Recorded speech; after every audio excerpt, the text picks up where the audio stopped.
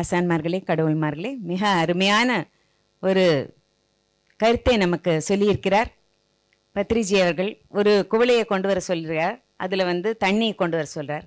அதில் அந்த குவளை அந்த கப்பானது ஃபுல்லாக இருக்குது, தண்ணி இருக்குது. அதில் சாம்பார் விட முடியுமா, ரசம் விட முடியுமா, காஃபி, பால் எதுவுமே விட முடியாது.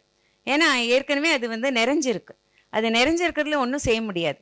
அதனால் அதை காலி பண்ணணும். காலி பண்ணால் தான் ஏதாவது ஊற்ற முடியும் இல்லையா? நமக்கெல்லாம் தெரிஞ்ச விஷயந்தான் அது.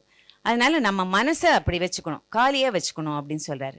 அதுக்கப்புறம் அதை கப்பை திருப்பி போடுறாரு.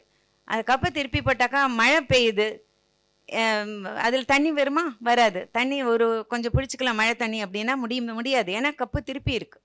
அதனால் அந்த நம்ம மனசு காலியாக மாத்திரம் இருக்கக்கூடாது, ஓப்பன்னஸ் திருப்பி வைக்கணும், ஓப்பனாக இருக்கணும். அப்போ தானே அந்த தண்ணியை பிடிக்க முடியும்.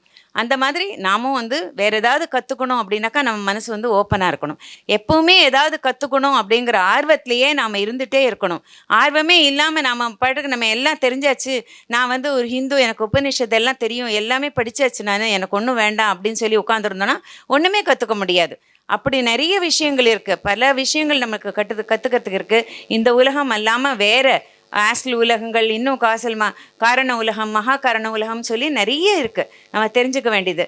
நம்ம இந்த உடலையும் ஆஸ்ட்ரல் உடலையும் அதை இணைக்கிறது சில்வர் கார்டு அப்படின்னு சொல்லுவாங்க, வெள்ளிக்கொடி. ஆனால் தங்க கொடின்னு ஒன்று இருக்குது, அது அந்த ஆஸ்ட்ரல் பாடியும் அந்த சுப்ராகாசல், அதாவது மகாகாரண அந்த உடலையும் இணைக்கிறது அந்த மாதிரி இருக்குது. இதெல்லாம் எப்படி தெரியும் அப்படின்னாக்கா, மூன்றாம் கண் இருந்தால் தான் தெரியும். மூன்றாம் கண்ணுக்கு நிறைய ஆற்றல் வேணும். ஆனால் ஆற்றல் இருக்கா அப்படின்னு சொன்னால் நம்மக்கிட்ட ஆற்றலே இல்லை.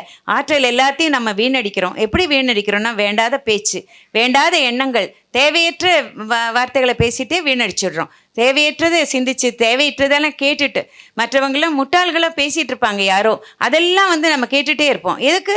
அவசியமே இல்லை. சாக்ரட்டிஸ் தன்னுடைய மனைவி ரொம்ப முட்டாளாக தான் இருந்தாங்க அவங்க. ஆனால் சாக்ரட்டிஸ் அவர் பாவம், அவருக்கு என்ன செய்ய முடியும்? அந்த மாதிரி முட்டாளாக ஒரு மனைவி. அவங்கக்கிட்ட பேசவே மாட்டாங்களாம், பேசவே இல்லை அவங்க. ஏன்னா வாயை திறந்தால் முட்டாள்னு தெரிஞ்சிடுச்சு, அதனால் பேசவே இல்லை. முட்டாளாக யார் இருக்காங்கன்னு தெரிஞ்சால் ஒரு வார்த்தையில் தெரிஞ்சிடும். அவங்கக்கிட்ட பேச வேண்டாம். ஏன்னா அவங்க பேச போகிறது உங்களுக்கு ஒன்றும், நமக்கு ஒன்றும் பெருசாக ஆக போகிறது இல்லை, நம்ம பெரிய புத்தர் ஆக போகிறது இல்லை. அதனால் அதெல்லாம் தவிர்த்திடணும், வேண்டாத கேட்கவே கூடாது. எப்பவும் ஆர்வம் இருந்துகிட்டே இருக்கணும், தெரிஞ்சுக்கணும் சொல்லிட்டு இந்த உடலில் மாத்திரம் இல்லை, பல உலகங்களுக்கு போய் பல உடல்களில் போவோம். அப்பெல்லாம் கூட நம்ம இன்னும் என்ன இருக்குது அப்படின்னு சொல்லி தெரிஞ்சுட்டே இருக்கிறதுக்கு ஆர்வம் நமக்குள்ளே பொங்கி வழியணும். ஆர்வத்தினால்தான் நம்ம எல்லாம் இங்கே கூடியிருக்கோம். ரொம்ப பாராட்டுதல்கள் இருந்தாலும் எப்போவுமே அந்த ஆர்வத்தை நம்ம மனசில் வச்சுருக்கணும். அந்த ஆர்வத்தினால்தான் பத்ரிஜி 1,00,000 புத்தகங்கள் நான் படிச்சிருக்கேன் அப்படின்னு சொல்கிறாரு. 1,00,000 புஸ்தகங்கள் படிக்க முடியுமா? யாராவது அந்த மாதிரி ஒரு சாதனையை செஞ்சுருக்காரு. அதுக்கும் மேலே படிச்சுட்டே இருப்பார், எப்போவுமே படிச்சுட்ருப்பார். படிச்சுட்டே இருந்து அந்த நிலைக்கு அந்த தனக்கு கிடைச்ச அந்த சாரமெல்லாம், அந்த ஞான சாரத்தை அப்படியே பிழிஞ்சு நமக்கெல்லாம் கொடுத்துருக்காரு. அதனால் அந்த மாதிரி ஒரு மகான் நம்ம பார்க்குறது ரொம்ப அபூர்வம். அழகான மெசேஜஸ் எல்லாம் சொன்னார். அதே மாதிரி நம்ம எப்போவுமே நம்ம மனசை காலியாகவும் வச்சுருக்கணும், ஆர்வத்தை எப்பவும் வச்சுருக்கணும், ஓப்பனாகவும் இருக்கணும், மனசை திறந்து வச்சுக்கணும். எது நல்லது கிடைக்க போகுது அப்படிங்கிறத நம்ம பார்த்துட்டே இருக்கணும். அப்போ தான் நம்ம நல்ல ஒரு நிலைக்கு வரும். முக்தாபிமானி முக்தாகின்னு சொல்லி ஒரு அஷ்டவக்கர கீதையில் ஒரு ஸ்லோகம் இருக்குது. அதில் நீங்கள் நினச்சிங்கனாக்கா, மனசு வச்சிங்கனாக்கா முக்தி அடையணும் அப்படின்னு நினச்சிட்டிங்க, கண்டிப்பாக முக்தி அடைவீங்க. ஆனால் நீங்கள் மனசு வைக்கணும். அது வைக்கலைனாக்கா நம்ம முடியாது. நம்ம மனசு வைக்கணும், வச்சாதான் நம்ம முக்தி அடையலாம். இந்த உடலில் 1000 வருடங்கள் நான் இந்த உடலையே தங்கி இருக்கணும் அப்படின்னு நாம் நினச்சோன்னா கண்டிப்பாக தங்கி இருக்கலாம். நாம் இந்த உடலை நாம் தான் தயாரிச்சிட்டு வரோம், நாம் தான் ஏற்படுத்திட்டு வரோம். ஆனால் அதை பற்றி நம்ம அதை கேரே பண்ணுறதில்ல, அதை பற்றி பொருட்டே ஆக்கிறதில்ல.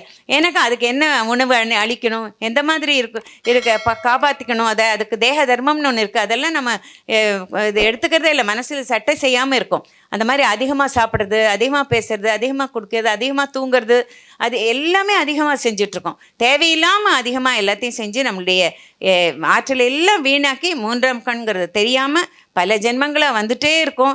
இப்படி வந்துட்டே இருந்தோம்னாக்கா எந்த காலத்தில் நம்ம முக்தி அடையிறதுங்கிற வேதனையில் அவர் சொல்கிறாரு.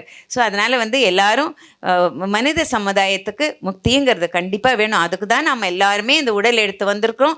அதனால் நாம் அந்த மார்க்கத்தில் போகணும். மனசை எப்போவுமே காலியாக வச்சுக்கணும், மனசை எப்போவுமே திறந்த மனசாக வச்சுக்கணும்.